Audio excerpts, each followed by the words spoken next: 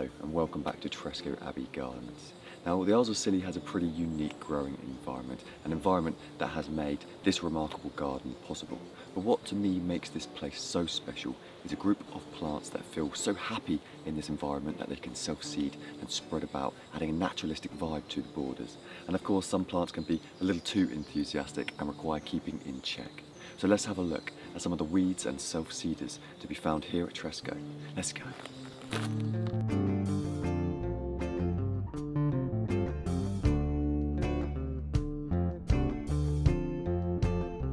This is the brilliant Geranium madurense, aka giant herb robber, and I know it's a bit of a stretch to call something as glorious as this a weed, but it does self-seed so readily that we do on occasion have to thin it from the beds and borders and remove it from the edges of paths. It's a native to the island of Madeira, where it is unfortunately considered to be critically endangered due to pressures from introduced species, so it's far more abundant in cultivation than it is in the wild. It's a great plant to have in the garden because it fills out the borders with these delightful, deeply divided fern-like leaves and these amazingly beautiful pink and magenta flower panicles.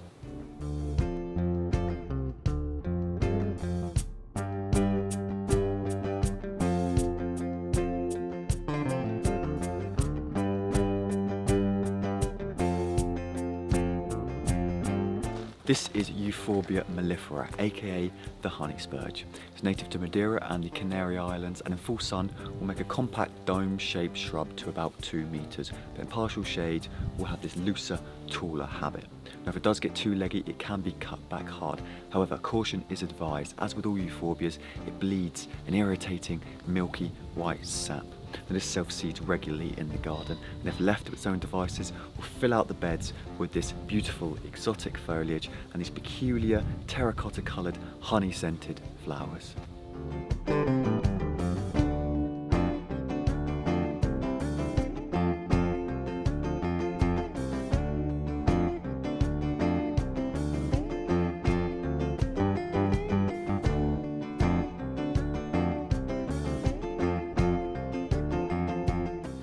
This is Aeonium cuneatum, known locally as the Scilly cabbage, and it grows everywhere on these isles, from the dry stone walls to the gutters of houses. I even saw one growing in the rubber seal of a car windscreen. Now it's native to the Canary Islands, where it forms these stemless rosettes, and as you can see produces offsets readily, forming these large clumps. Now it has these lovely yellow flower panicles, very typical of the genus, albeit slightly more open.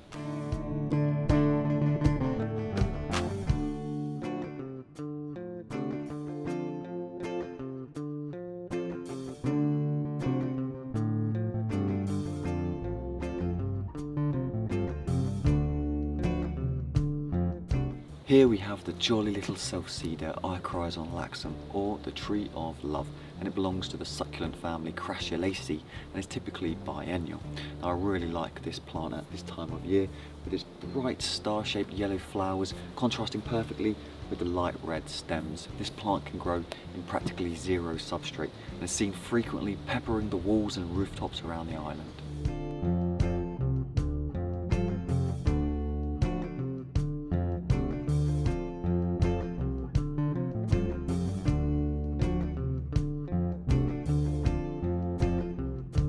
This is Chrysocoma coma aurea, otherwise known as golden hair, and it's one of our most cherished self-seeders we have here in the garden, and you can really see why for the mass of delightful yellow button flowers it produces at this time of year. It was native to South Africa, to the West Cape province, and makes an evergreen shrublet to around about 50 centimetres. Now this self-seeds prolifically, and we leave almost all the seedlings in unless they are overwhelming other planting. But what an addition to the garden it is.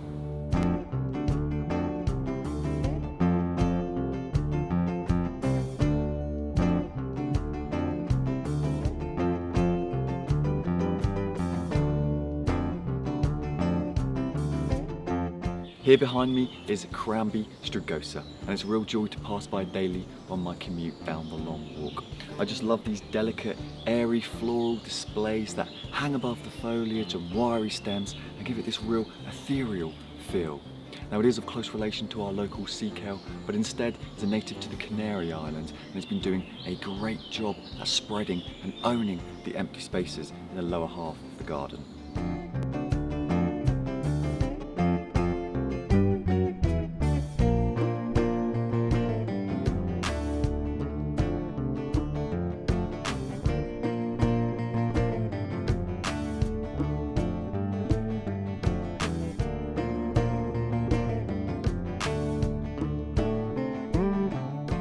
I'm here on the Echium Avenue with one of the largest and most iconic self-seeders we have on the island. I'm referring of course to Echium pininana, or the tree Echium.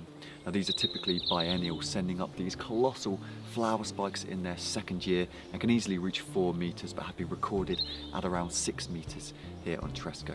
Now these are capable of producing up to 200,000 seeds, so you can see why we have to thin and remove many of the self-seeders, leaving only the strongest. But what a great plant to have.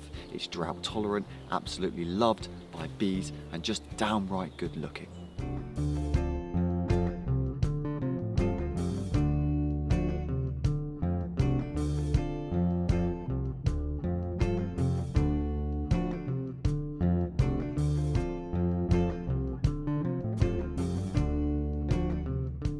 This is Helichrysum foetidum, otherwise known as the stinking straw flower, and the foliage does indeed have a rather peculiar and unpleasant smell.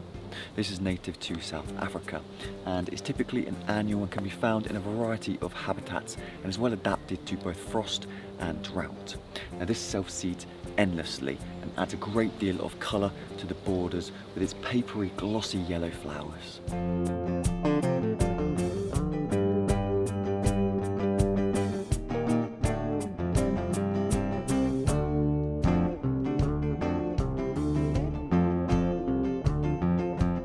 This impressive self-seeder is Melanosolenum decipiens, or giant black parsley, and it's from mountainous habitat in Madeira, and in my opinion is an understated addition to the garden because it adds this subtropical characteristic to the borders with its bright green, deeply divided leaves. Now it is monocarpic, so will die after flowering, but spends the first 1 or 2 years building upon this peculiar ribbed stem before putting out these large carrot-like umbels that carry a strange farmyardy fragrance.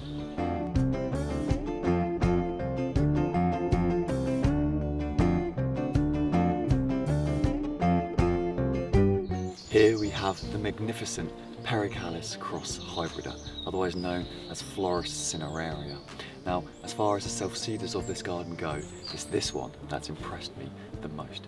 Comes in this huge range of saturated but calming colours. It looks great in the borders as well as the vase. Now many other Pericallis species have been introduced into the garden, so it'll be very interesting to see how they mix and match and spread going forward.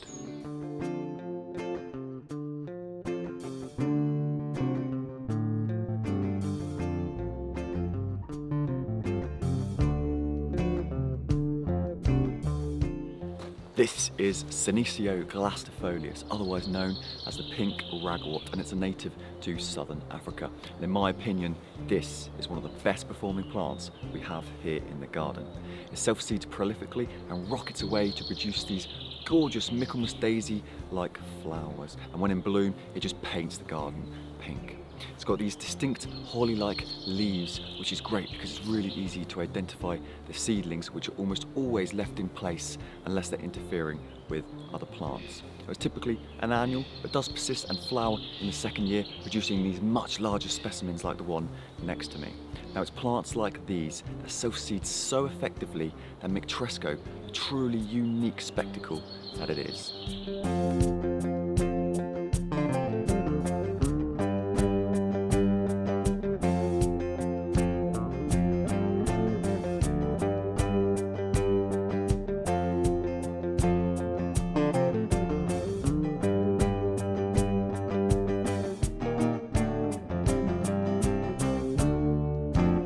This is Aristia eclonii, or blue stars, and let me tell you, it's a right pain in the backside. You see, it self-seeds like none other in the garden and forms almost a turf of seedlings which are really difficult to hoe off. But on occasion we do leave the established clump, as it is a good filler and does provide a nice splash of blue to the borders in summer.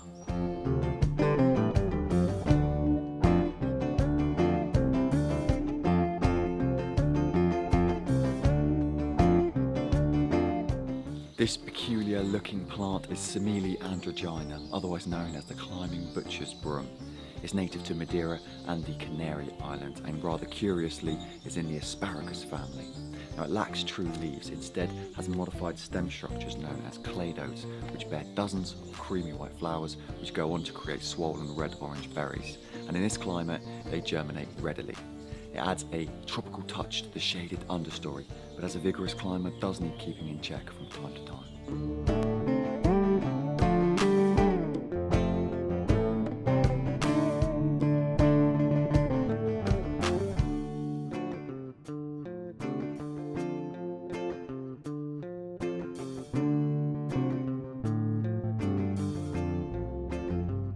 Here we have the beautiful blue flower heads of Agapanthus praecox subspecies orientalis, which is the star of the show throughout July, with many thousands of plants occupying the garden and around the island.